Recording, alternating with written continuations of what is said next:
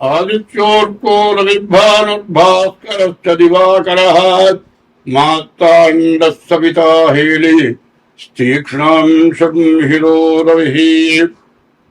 2026 సంవత్సరం జూన్ నెల 2వ తారీఖు రోజున గురువు మిథునం నుండి కర్కాటకాన్ని మారుతాడు.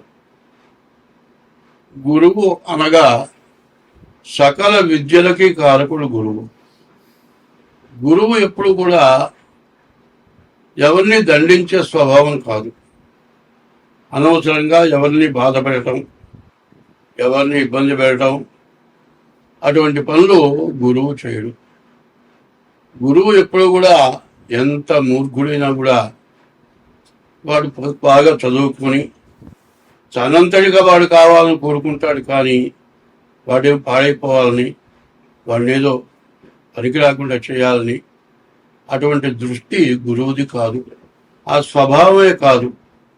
కొంతమందికి కొన్ని స్వభావాలు ఉంటాయి. కొంతమంది తన దగ్గర పనిచేస్తూ ఉండి ఎవరి దగ్గర అయితే పనిచేస్తున్నారో వాళ్ళు పాడైపోయి తను బాగుపడాలనుకుంటారు. ఇట్లా దురాగతమైన స్వభావాలే దాదాపుగా ఎక్కువగా ఉంటాయి. మంచి స్వభావాలు ఉండేవాళ్ళు ఎవరంటే బుధుడు, గురువు, చంద్రుడు. ఈ 3 గ్రహాలు కూడా చాలా మంచి గ్రహాలు, చాలా మేలు చేసే గ్రహాలు. ఇప్పుడు మిథునం నుంచి కర్కాటకానికి గురువు మారాడు. కర్కాటకానికి గురువు ఉచ్ఛలో ఉన్నాడు. గురువు ఉచ్ఛలో ఉంటే ప్రతి గ్రహానికి కూడా లెక్క ఏంటంటే ద్వాదశాష్టమ జన్మస్థం శని అంగారకో గురు కుర్వంతి ప్రాణ సందేహం స్థాన చలనం ధనక్షయమని. 12, 1, 2, 4, 8 ఈ స్థానాలు అంటే తన రాశి దగ్గర నుంచి లెక్కేస్తే 12 అంటే మిథున రాశి, 1 అంటే కర్కాటక రాశి, 8 అంటే ధనుస్సు రాశి, 4 అంటే మీన రాశి. ఈ రాశుల్లో గురువు ఉంటే చాలా ఇబ్బంది పెడతాడు. అంటే గురువుని కాదు చెప్పింది, శని, కుజుడు, గురువు ఈ 3 గ్రహాలు కూడా ఆ రాశుల్లో ఉంటే శని ఉన్న రాశి దగ్గర నుంచి మరి 12వ రాశి, 1వ రాశి, 2వ రాశి, 4వ రాశి, 8వ రాశి ఈ రాశుల్లో కుజుడు కానీ, గురువు కానీ, శని కానీ ఉంటే చాలా నష్టపెడతాడు, చాలా బాధ పెడతాడు అంటారు. అయితే ఈ గురువును అంత మరీ ఘోరమైనటువంటి బాధలు పెట్టాడు. కానీ అటువంటి బాధలు వస్తాయి కొంతమందికి. ఎందుకు వస్తాయంటే ఎవరు చేసిన పాపం వాడు అనుభవించక తప్పదు. ఇప్పుడు ఎవరికైనా ద్రోహం చేయొచ్చు కానీ గురువుకు ద్రోహం చేయకూడదు. గురు ద్రోహాన్ని మించింది కొట్టలేదు. తల్లికి కానీ గురువుకి కానీ ద్రోహం చేస్తే వాళ్ళెవరు కూడా మంచి వ్యక్తి అని అనటానికి ఎక్కడ ఏ రకంగా కూడా అవకాశం లేదు. అటువంటి తల్లికో గురువుకో ద్రోహం చేస్తే మాత్రం తప్పనిసరిగా గురువు కర్కాటక రాశిలో ఉచ్ఛలో ఉన్నా కూడా అనుభవించాల్సిందే. కానీ దాదాపు అంత దురాగతమైన వాళ్ళు చాలా తక్కువ. దీన్ని బట్టి గుర్తుపెట్టుకోవాలి అందరూ కూడా. ఏమిటా అంటే గురువు కర్కాటక రాశిలో ఉండి, సొంత రాశి కర్కాటక రాశి అయి ఉండి వాళ్ళకి ఏదైనా కష్టాలు వస్తే నేను చేసుకున్న పాపం వల్లనే వచ్చిందని గ్రహించాలి. అందువల్ల ఏం చేయాలి? మీ డేట్ ఆఫ్ బర్త్ ద్వారా జాతకాన్ని చూపించుకొని మరి మీ జాతకంలో ఉన్న దోషాలు ఏంటో తెలుసుకొని దాన్ని తగిన శాంతి చేసుకొని కొంతైనా బాధ తగ్గించుకోక తప్పదు. ఎందుకంటే చేసిన పాపం కొంతైనా అనుభవించాల్సిందే. అట్లా అనుభవించకపోతే అవి గ్రహాలు కాదు, మనం మనుషులం కాదు. గ్రహము, ఆ గ్రహాన్ని మనం పూజిస్తే అనుగ్రహము మన యందు అనుగ్రహం కలిగి ఉంటాయి ఆ గ్రహాలు. అదే కనుక మనం ఎటువంటి దోషం ఉన్నా కూడా ఏం చేయకుండా ఉంటే ఆగ్రహం గ్రహానికి 3 రకాలు ఉన్నాయి. గ్రహం, ఆగ్రహం, అనుగ్రహం. అవి ఆగ్రహిస్తే మనం ఎందుకో తట్టుకోలేము.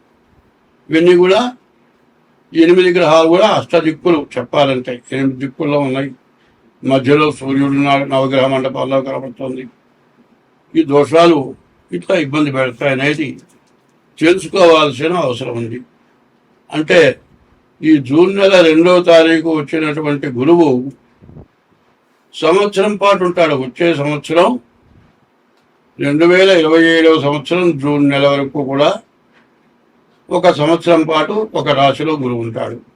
ఈ సంవత్సరం కూడా మరి సుఖపడాల్సిన టైమో కష్టపడాల్సిన టైమో మీరు ఆలోచించుకోవాలి. మరి అష్టమం 8 గంట ఉండగా ప్రాణకంట కూడా అంటారు. అయితే ప్రాణం మాత్రం తీయడు.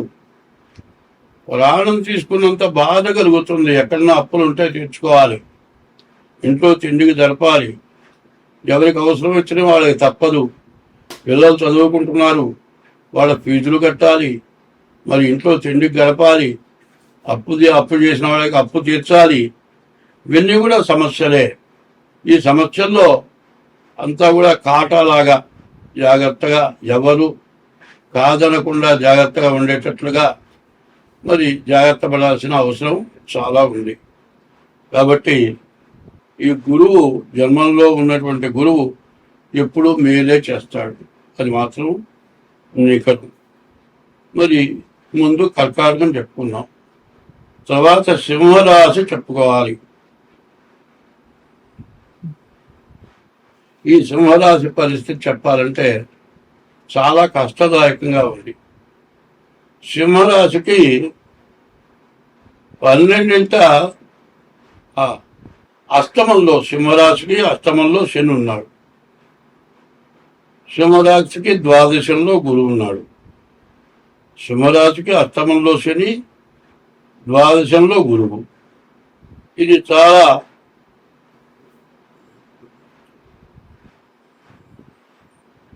సింహరాశికి అష్టమంలో గురువు. మరి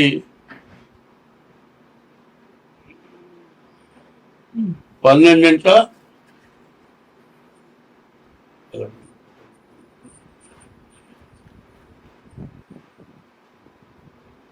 సింహరాశికి అష్టమంలో శని, సింహరాశికి ద్వాదశంలో గురువు ఉన్నాడు. ఈ ద్వాదశాంచే వ్యయోరిప్పహ, ద్వాదశంలో ఉన్న గురువు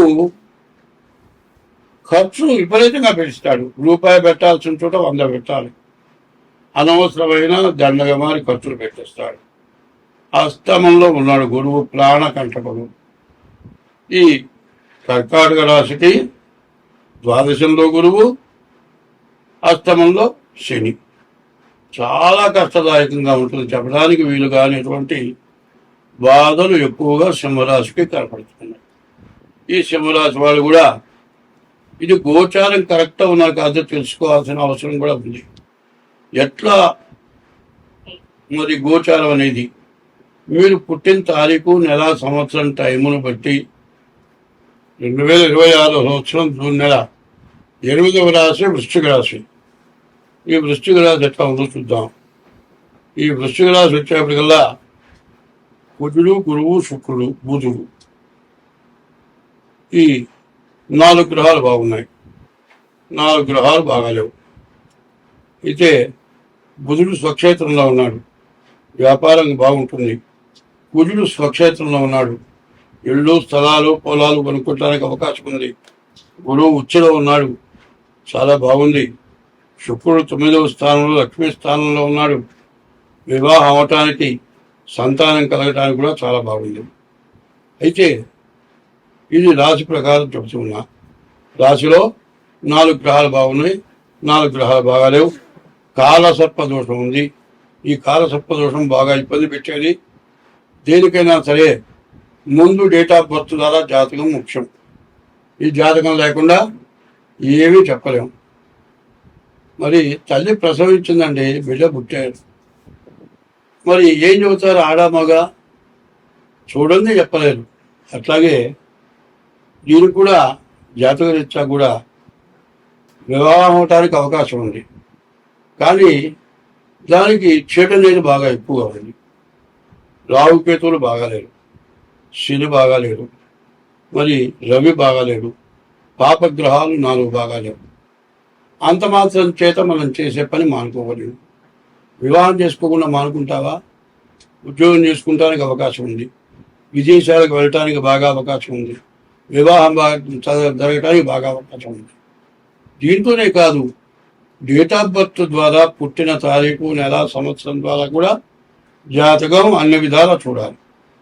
అది చూచి ఏదైనా ముందుకి అడుగు వేయాలి. కాబట్టి ఈ వృశ్చిక రాశి వాళ్ళు తప్పనిసరిగా మీ డేట్ ఆఫ్ బర్త్ ద్వారా మీ జాతకాన్ని చూపించుకోవడం చాలా అవసరం. అట్లా కాకుండా ఏమాత్రం తొందరపాటు పనులు చేస్తే మీరు చాలా ఇబ్బంది పడతారు. ఇవాళ మిమ్మల్ని గురించి కాదు, మానవ జన్మ ఎత్తిన ప్రతి వ్యక్తి కూడా బాగా ఆలోచించి ముందుకు అడిగేయాలి. అట్లా కాకుండా నాకేమి లేని అహంకారం వచ్చేటట్లయితే తర్వాత చాలా ఇబ్బందులు రావటానికి అవకాశం ఉంది. ఇబ్బందులు వచ్చిన తర్వాత మన చేతిలో లేదు, సరిదిద్దుకోవటం అనేది మన చేతిలో లేదు. ఇబ్బందులు రాకమునిపై జాగ్రత్త పడితే జాగ్రత్త పడతాం. చేతిలో రూపాయలు ఉన్నప్పుడు జాగ్రత్త పడితే పర్వాలేదు, కానీ చేతిలో రూపాయి లేకుండా పోయిన తర్వాత జాగ్రత్త పడి ఏం సాధిస్తాం? ఏమి చేయలేము. కాబట్టి నేను చెప్పబోయేది దాదాపు 45 వంతులు చాలా బాగుంది. దీన్ని సరిగా ఉండాలంటే ముందు డేట్ ఆఫ్ బర్త్ ద్వారా జాతకం చూపించుకోండి. గురువు ఉచ్చ, గురు శుక్రుడు 9ంట లక్ష్మీ స్థానంలో ఉన్నారు, గురుడు 6ంట స్వక్షేత్రంలో ఉన్నాడు, బుధుడు స్వక్షేత్రంలో ఉన్నాడు. ఇంత మంచి ఛాన్స్ మళ్ళీ రాదు. కాబట్టి డేట్ ఆఫ్ బర్త్ ద్వారా ఎట్లా ఉందో చూసుకొని మిగతా వాటికి ఏ దోషాలు ఉన్నాయో ఆ దోషాలు పోవటానికి తగినటువంటి శాంతి చేసుకుంటే మీకు అన్ని విధాలా మంచి జరుగుతుంది. స్వస్తి.